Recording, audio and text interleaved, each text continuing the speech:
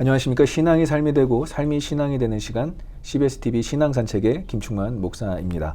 오늘은 한인사회의 든든한 법률 전문가이시자 오랜 시간 교회와 지역사회를 섬겨오신 우리 마동환 변호사님을 모셨는데요.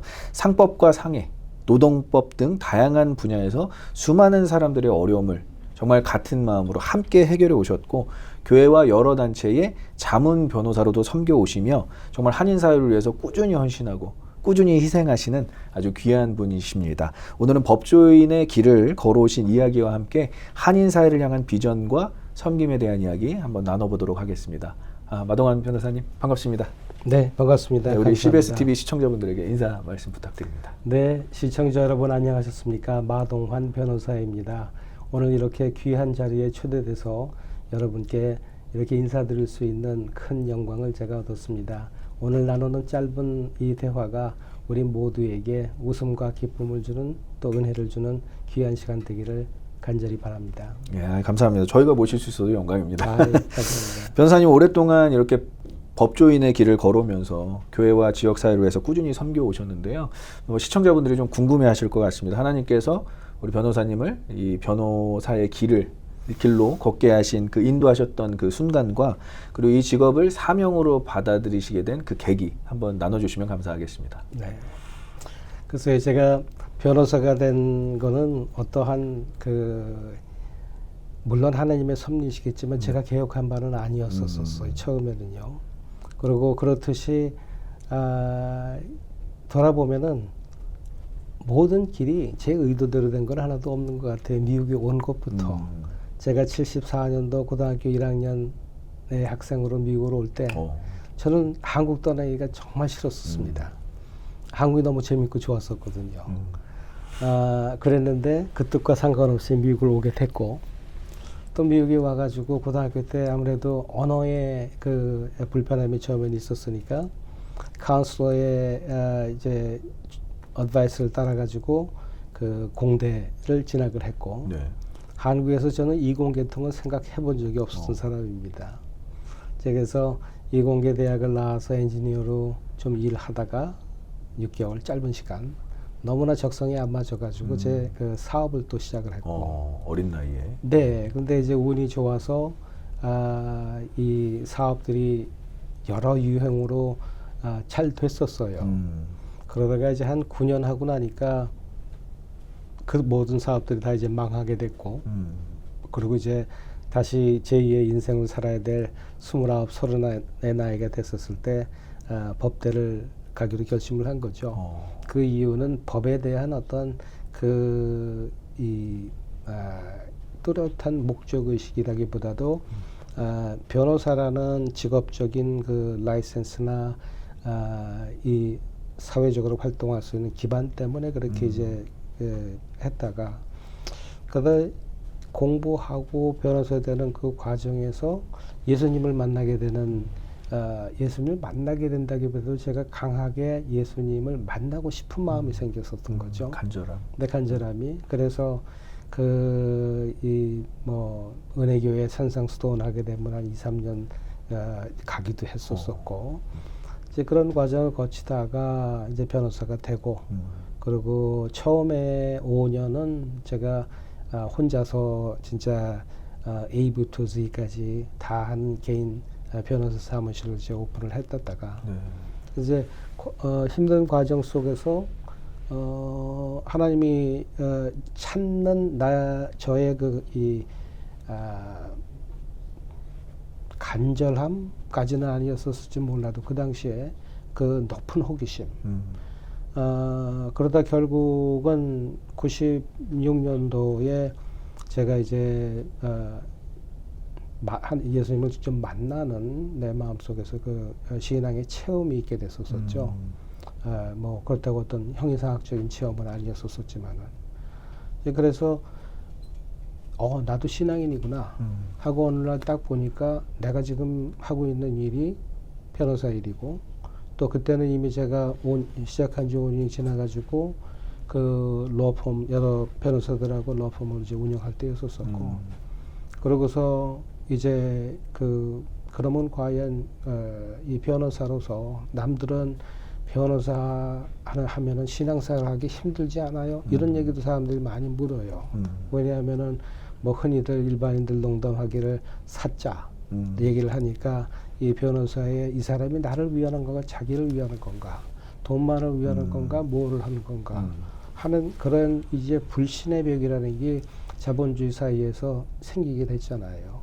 이제 그런 거를 깰 수 있는 방법들 그거는 저는 이 예수님이 우리에게 주신 두 가지 사명 하나님 사랑하고 우리 이웃 사랑하라는 내 앞에 앉아 있는 클라이언트가 이웃이고 그 클라이언트하고 같이 따라온 사람도 이웃이고 내 이방의 주위에 있는 모든 사람이 우리의 이웃이라는 그리고 그들의 어떤 피상적인 모습을 보고 내가 이렇다 저렇다 판단하기보다는 왜 저러한 피상적인 그러한 모습으로 되게 됐을까 하는 그 이웃의 삶에 대한 공감을 느끼려고 애쓰는 편입니다.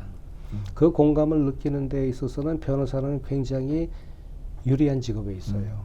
왜냐하면 문제 해결을 위해서 클라이언트는 자기 속에 있는 모든 걸 다 의사한테 청진기 대라고 하는 것처럼 그 본인의 그 이제 스토리들을 이제 나오게 되면은 그 중에 일부는 그 사건 해결에 연관된 것도 있고 아닌 것도 있지만은 그 클라이언트의 삶 속에는 어느 하나도 소중하지 않은 게 없습니다.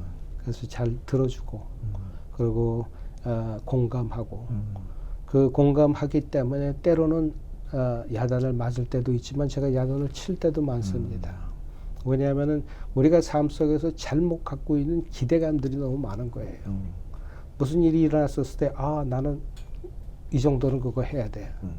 해야 되는 그 기대감이라는 게 어떤 객관성 없이 무작위로 나의 주관적인 입장만 주장을 할 때 우리는 법에서 외면당합니다. 몰상식하고 비상식적이기 때문에. 그런데 이민자들이 특히 한국 교민들이 힘들어하는 거는 한국 법하고 미국 법하고 틀리다는 거예요.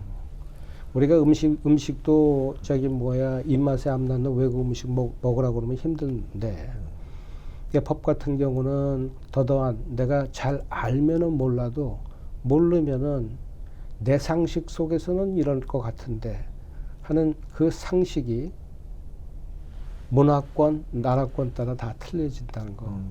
그래서 이 차이 속에서 느끼는 그 괴리감 때문에 괴로워하시는 교민들 또 그리고 클라이언트들을 봤었을 때 문제 해결하는 거가 제일 우선적인 변호사의 임무이지만은 또 두 번째는 그런 문제가 또다시 발생하지 않거나 아니면은 그 예방할 수 있는 사전에 미리 충분히 이 땅에서 적용되는 상식을 습득하시기를 제가 간절히 바라고 있죠. 어떻게 보면 변호사라는 그 길을 걸어오면서 계속해서 어떤 소명의식을 발견하셨고 네. 또 하나님께서 그렇게 변호사님을 하나님의 사람으로 하나님의 도구로 사용하신 그 순간 때문에 이 일을 더 사명으로 생각하셨다 이런 얘기가 될 수 있을 것 같은데요. 변호사라는 직업은 때로는 이제 갈등과 분쟁의 사이에 또 굉장히 또 어려운 부분이 있는데요. 근데 변호사님께서 이제 여러 인터뷰를 통해서 사람을 먼저 생각하는 법률 서비스 이것을 강조하셨고 또 지금 얘기하신 부분도 그런데 오랜 경험을 통해서 깨달으신 정말 크리스천 법조인으로서 가져야 될 가치관이 있다면 무엇일까요? 제일 중요한 거는 진짜 우리가 클라이언트를 사랑하는 가치가 그 어느 가치보다 제일 귀하겠죠. 단 사랑하는 모습과 방법은 사람마다 다 틀립니다. 네. 그래서 아까도 말씀드렸지만 사랑하기 때문에 클라이언트의 잘못된 기대치를 고쳐주기 위한 제 노력도 필요할 거고 네. 그리고 이 클라이언트를 사랑하기 때문에 그들이 그러니까 필요는 하지만 원치 않는 그러한 약도 처방이 내릴 때가 있을 거고 그렇죠. 그러니까 이게 우리한테 삶 속에서 제일 중요한 거는 자족하는 그런 거일 것 같아요. 그게 가령 제가 지금 사회자분을 갖다가 어떤 이 감정 싸움에 팔을 갖다 주먹을 한 대 탁 쳤단 말입니다. 그러면 그 추묵으로 친 거를 되갚으려면 이에는 이, 눈에는 눈으로 저를 때리시든가. 이 사회, 자본주의 사회에서는 그걸 아픔을 돈으로 환산해서 갚게 합니다. 그러면은 이게 내가 한 대 맞았는데 그 아픔의 값이 얼마나 되느냐 하는 게 그게 클라이언트 입장에서 전 잘 몰라요. 이게 올바른 거겠지만은 어떤 분들은 나는 100은 꼭 받아야 돼. 이게. 하지만은 현행법에서 그러한 비슷한 유사사례 예를 들었었을 때 둘 뿐이 못 받는다. 근데 그 사람은 100을 원해요. 이러면은 현실과 기대감 차이의 큰 괴리. 이게 쉽게 줄여지지가 않습니다. 그 클라이언트의 MBTI에 따라 가지고 반응하는 방향도 굉장히 다 네. 틀리시지만은 그분들 한 분 한 분이 다 귀한 생각이고 그분들 생각을 제가 공감하도록 노력합니다. 그래서 공감이 됐었을 때에 이 객관적인 효율적인 답과 이제 그 해결책이 나올 수가 있죠. 어떻게 보면 뭐 가치관이라는 부분도 중요하지만 그 변호사님께서 직접적으로 행동하시는 그 경청과 공감이 네. 그 변호사님의 어떤 가장 그 크리스천 법조인의 그 올바른 가치관을 가장 증명하는 것 같습니다. 그것 때문에 손해 본 적도 많습니다. 네, 그러니까요. 왜냐하면 클라이언트 입장에서 네가 뭔데 기분 나빠. 그래서 끝이에요. 네. 그러면 하지만 저는 뭐냐면 그 순간에 제가 배타할 얘기를 나는 했다고 생각합니다. 그게 그분이 돌아가서 저한테 뭐 손가락을 할지는 몰라도 최소한 그 자리에서 주님께서 명령하신 사랑의 마음으로 내가 그 이야기를 발설을 했기 때문에 언젠가는 기회가 있고 또 그거 하면은 오해도 풀리고 또 그거 하실 거라는 그러한 막연하지 않은 믿음을 갖고 있습니다. 네, 변호사님 말 들으니까 정말 법이 사람을 위해 존재한다라는 거. 네. 정말 뭐 사람을 위해 법이 존재하는 거 아니라 법이 정말 사람을 위해 존재한다라는 말이 더 와닿는 것 같습니다.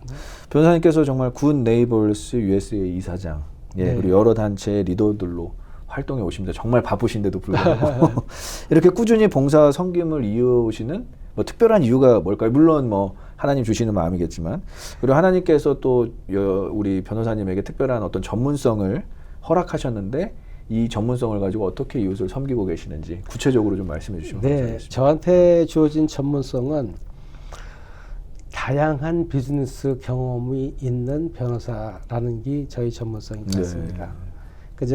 저는 제가 예전에 뭐 금융업, 제조업, 홀세일, 무역업, 리테일 다양한 사업들을 동시에 그렇게 하는 일들이 있게 생겼어요. 그래서 그런 그 사업을 했었던 경험이 특히 저는 이제 그 사업 관련 그 소송 전문 저희가 로펌이기 때문에 어떤 그 사업을 하시는 클라이언트라도 이 비즈니스적으로 제가 공감을 할 수 있다는 게 저한테 이제 큰 장점이자 또 클라이언트들께서 얻으실 수 있는 엑스트라 베네핏이라고 생각해요. 이제 다양한 그래서 그 경험이. 다양한 경험이 그리고 굿네이버스에 제가 그 인볼브 된 게는 참 그것도 하나님의 은혜라고 안 할 수가 없습니다. 굿네이버스가 뭐 아시다시피 91년도에 한국에서 창설한 토종 그 NGO로 지금 엄청난 성장을 지금 해왔고, 그렇죠. 그리고 지금 UN의 상임 고문 기관으로 있는 토종 NGO는 굿네이버스가 유일한 걸로 저는 지금까지는 그렇게 알고 있어요. 한 137개의 상임 고문 기관 NGO들. 참고로 일반적인 그 컨설테이티브 스테이터스를 갖고 있는 UN의 NGO들은 한 6,500 정도가 됩니다. 숫자는 앞으로도 점점 더 늘어날 거고요. 굿네이버스는 어느 날 한 19년 전에 저희 사무실 세크리터리 한 분이 한인타운에 갔다가 우연한 젊은 커플을 만났어요. 그 두 사람이 올림픽하고 베란다 코너에서 지도 펴놓고 19년 전에 그러니까 이제 우리 구글 맵 이런 거 없을 때죠. 사무실을 찾는다고 거기서 지도 펴놓고 있는 거예요. 그래서 저희 그 세크리터리 분이 가가지고 데비라고 하시는 분이 뭐 지도 표니까 이상해서 뭐 하냐 그랬더니 그들이 자기 소개하기를 그 네이버스 한국에서 이제 왔는데 미국에 우리가 이제 그 사업을 개척하기 위해서 사무실을 찾으려고 그런다. 그래서 그 데비 씨가 그러냐 그러면 그 교회들 관련된 그 우리 변호사님이 잘 그거 도와주고 그러니까 시간 있을 때 사무실 한번 들르라고 그래서 그날 오후에 그 두 부부가 왔어요. 이병희, 이재이라고 하는 우리 그 당시 30대 부부가. 그래서 이제 그 네이버스에 대한 얘기를 쭉 하는데 그 당시 제가 사무실에 컨퍼런스 룸이 큰 개가 두 개가 있었어요. 근데 늘 보통 우리는 하나만 쓰거든요. 그래서 컨퍼런스 룸 하나 있는 거를 오피스 구할 때까지 여기 들어와서 사무를 봐라. 그 하게 된 게 제가 그 두 젊은 부부한테 첫눈에 반했어요. 맑은 영혼 그리고 그 사람의 순수함들이 딱 365일 그리고 365일 있으면서 거기서 겟네이버스 USA가 태동했고 그리고 전에는 제가 겟네이버스 USA를 모르다가 이제 한 어느 정도 시간 지나가지고 이일하 회장님이 이제 오셔서 기관 설명도 해주시고 그리고 이제 그 이사장직 제의도 이제 해주시고 그래서 제가 겟네이버스에 대한 공부를 그때부터 하기를 시작했죠. 그 단체로 먼저 만나신 게 아니라 단체로 만난 게 어떻게 보면 정말 좋은 하나님의 손길이죠. 예, 뭐 그렇죠. 어떻게 그렇게 만날 수가 있어요? 그러니까 하나님의 계획하신 만남 안에서 이루어진 또 섬김이시죠. 겟네이버스하고의 그 관계 속에서는 기쁨과 만족. 예를 들면은 흔히들 이제 이런 NGO들이 하는 게 우리가 35불 아동 후원을 하면은 거기서 이제 학용품부터 뭐 전부 다 가리키고 하는 그렇게들 이제 알고 계신데 맞습니다. 그렇습니다. 하지만은 제가 20년 전부터 제가 이제 조인하면서부터 세계의 NGO 전체에 이제 흐르는 바람이 그 소셜 엔터프라이즈예요. 그 얘기는 뭐냐면 우리가 후원자한테 손 벌리고 돈 달라는 돈으로 애들 그거 할 게 아니라 우리가 있는 그 사역지에 그 리소스들 그 5가지 달란트 그거를 전부 다 활용을 해서 돈을 만들어서 만든 돈이 다시 그 지역의 활성화를 위해서 아이들의 교육을 위해서 들어갈 수 있게끔 자체 프로덕션으로 그렇죠. 그걸 우리가 소셜 엔터프라이즈라고 합니다. 그 소셜 엔터프라이즈는 어떤 경우에는 이 돈을 남기기도 하지만은 어떤 경우에는 굉장히 큰 역사적 의미와 뜻을 남기기도 합니다. 예를 들어서 저희가 파라과이에 지금 지역이 여러 군데 중남미에 걸쳐 있는데 파라과이에서 저희가 이제 한 10년까지는 안 됐구나. 어떤 일을 했냐면 입법화하는 과정에서 아주 중추적인 역할을 했어요. 파라과이에는 이 미성년 여자아이들을 갖다가 어뷰스하고 성폭행을 해도 어떤 식으로든 간에 가족이다. 오빠다, 삼촌이다, 뭐 사돈의 팔촌까지라도 있으면 그거는 가정법입니다. 법이 터치를 하질 않아요.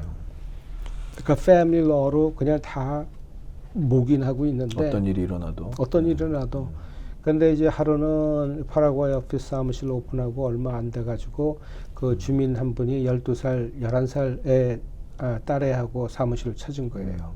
그런 여자애를 그렇게 그 가족들이 이제 그래가지고 엄마가 이제 무너지는 억장 때문에 와서 이제 하소연을 했고 그래서 곧바로 저희가 파라과이 변호사 2명을 하여했습니다. 그리고 조용히 그거를 입법화하는 작업을 했죠. 그래가지고 한 2년 정도 시간 걸려서 제가 작년인가 재작년에 파라과이에서도 이제는 불법입니다.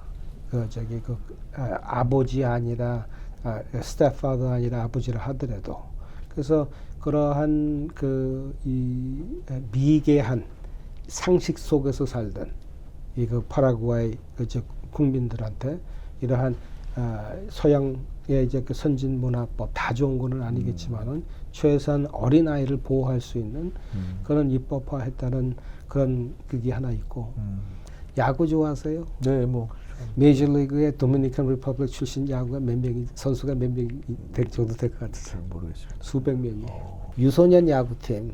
거기는 애들이 신발도 없고 글러브도 없어요. 근데 저희가 후원했던 그 유소년 베이스볼 캠프에서 재작년인가 저기 그 루키 오브 더 이어 메이저리그에서 받은 선수가 저희가 이제 후원했던 선수 중에 하나예요. 아유, 참. 그러니까 네. 그런 거 보면서 굉장히 뿌듯하시겠어요. 네, 그러니까 이제 그런 게 사실 저희가 그 다른 데에 도움 준 거에 비하면 굉장히 미약해요. 뭐 유니폼, 축구공, 뭐 이제 그런 것들이 있으니까.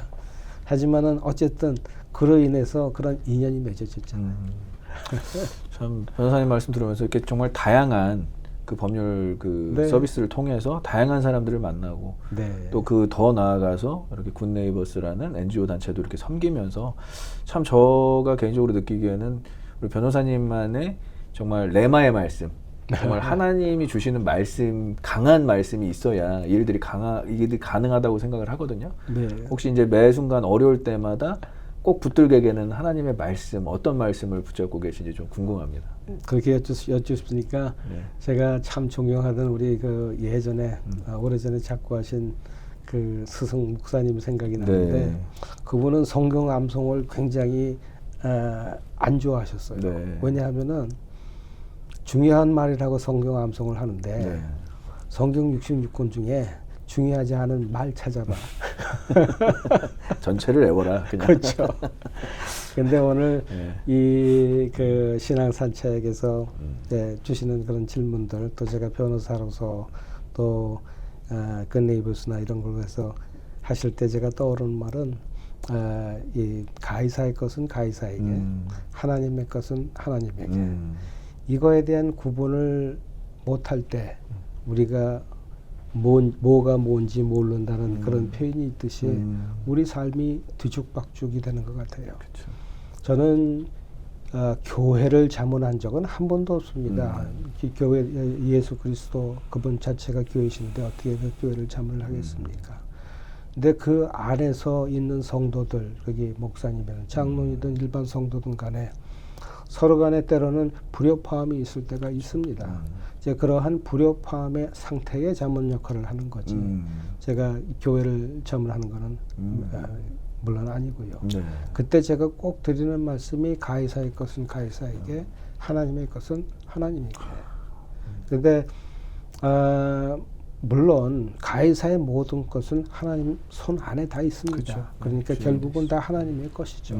그런데 하나님의 것을 자꾸 가이사의 것으로 끌고 가시는 분이 많으세요. 뭐가 가이사의 것이고 뭐가 하나님의 것인지는 변호사뿐만이 아니라 뭐 우리 목사님, 뭐 저기 PD님 모든 분들이 다 다시 한번 우리가 좀 생각해 봐야지 않나 하는 그런 생각이 듭니다. 아유, 너무 참 귀한 말씀 감사합니다. 마지막으로 이 방송을 보고 있을 분들 중에 저는 젊은 크리스천들 네. 정말 직업과 신앙 사이에서 이런 전문인으로 살아가면서 이제 믿음을 지키고 하나님께 영광 돌리기를 원하는 그런 사람들이 있어요. 사실 네. 우리 변호사님도 우리 이곳에 와서 정말 생각지도 못한 방향으로 하나님께서 인도하셨듯이 어떻게 직업 윤리를 가지고 또 신앙관을 유지하면서 자신의 믿음을 지키면서 이 시대를 살아갈 수 있을까, 이 시대를 돌파할 수 있을까, 좀 권면의 말씀 마지막으로 좀 부탁드립니다. 굉장히 참 중요한 말씀이신 것 같아요. 네. 그래서 제가 꼭 우리 젊은 세대한테 하고 싶은 거는 Honesty is the best policy라는 말씀을 많이 들어보셨을 겁니다. 정직한 거가 최고라는 얘기. 이 얘기가 30-40년 전만 해도 이런 얘기하면은 너 그렇게 바보같이 인생을 살래? 남한테 항상 당하면서 살래? 하는 그런 얘기에 그 답이 돌아왔었었는데 세상이 바뀌어서 우리는 온 세상 CCTV가 하나님이 우리를 쳐다보듯이 다 쳐다보고 있고 내가 조용한 곳에서 읊조렸던 그 소리를 어딘가에 녹음이 되고 어딘가에 또 펼쳐져 가지고 세상에 드러나게 되는 그러한 진짜 비밀이 없는 그런 세상에 우리가 지금 살고 있습니다. 그렇기 때문에 우리가 무슨 일을 하든 간에 정직을 최우선으로 한다 하는 게 저는 아주 중요하다는 거고요. 왜냐하면은 당신이 mathematics를 얼마나 아느냐, 엔지니어링을 얼마나 아느냐는 중요하지가 않습니다. 이제는 당신이 얼마나 성실하고 얼마나 건강하고 얼마나 올바른 생각을 갖고 있느냐는 게 굉장히 중요합니다. 그리고 이 앞으로의 퓨처 분야의 그 이 NGO, Non-Governmental Organization, 우리 그 국경을 민족을 초월한 이러한 국제 구호 기구 단체들이 엄청나게 늘어나고 있습니다. UN에 등록된 이 단체만 해도 6,500 이상이 되고요. 우리 굿네이버스는 그 General Consultative Status를 갖고 있는 130여 개 NGO 중에 이제 하나이지만은 이 NGO들이 활동할 수 있는 영역이 엄청납니다. 왜냐하면 지금 뭐 이란 전쟁을 통해서 우크라이나 전쟁을 통해서 또 세계 각국 이러한 분쟁 유발 아니면 다발 지역들에서 보셨듯이 세계에는 경계가 없습니다. 그렇기 때문에 국가 대 원조, 국가 대 협력보다도 이들이 그 사용하는 거는 정부와 상관없는 NGO들, Non-Governmental Organization들을 갖다가 통해서 이러한 구호 활동을 합니다. 그 얘기는 이 분야에 잡도 많이 늘을 거고, 그리고 그 분야가 필요로 하는 그러한 일들은 우리가 지금 하고 있는 컴퓨터 디지털도 물론 다 사용이 되겠지만은 우리가 현지의 그 아이들, 그 사람들을 사랑하는 그 마음이 전해지는 그 아날로그 감성이 제일 중요한 겁니다. 그 감성을 짜집게 하거나 그 페이크로 한다 그러면은 금방 드러나는 거 여러분들 다 아십니다.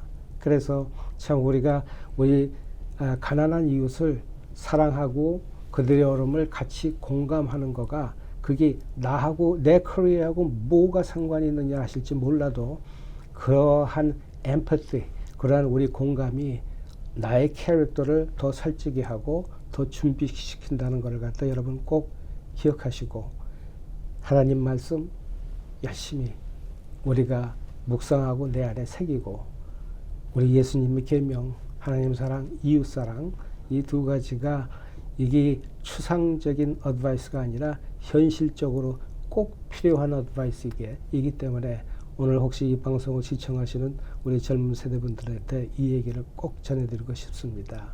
네. Do good. 선을 행하라. 예, 귀한 말씀 감사합니다. 정말. 근데 여기서도 do good 하면은 너무나 영어 표현이 이 선을 행하는 게 가볍게 느껴지죠. 캐주얼하고. 근데 또 선을 행하라 그러면 또 너무나 무겁게 느껴지는 것도 사실입니다. 양쪽 그걸 다 다니시기 바랍니다. 하나님 사랑, 이웃 사랑 정말 실천하시면서 살아가시는 우리 마동환 변호사님, 정말 이 이야기를 통해서 저는 또 법은 단순히 분쟁이나 논쟁 또 싸움을 해결하는 도구가 아니라 사람을 보호하고 사람을 살리고 또 공동체를 건강하게 세우는 중요한 역할을 한다라는 것을 변호사님을 통해서 다시 한번 좀 깨닫게 되었습니다. 앞으로도 한인사회와 교계를 위해서 계속해서 귀하게 쓰임 받기를 우리 소망하고 기도하고 응원하겠습니다. 우리 지금까지 신앙산책의 마동환 변호사님이셨고 진행의 김충만 목사였습니다. 감사합니다. 감사합니다.